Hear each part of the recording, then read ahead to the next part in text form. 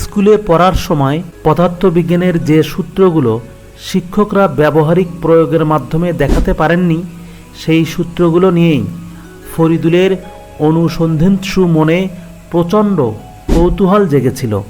সেই তাড়না থেকেই নিজ উদ্যোগে 2000 সালে নিজ বাড়িতেই গড়ে তোলেন ইজি ইন্ডাকশন ল্যাব। শুরুতে ডিভাইস সংখ্যা কম থাকলেও এখন সেটি পরিপূর্ণ একটি ল্যাব।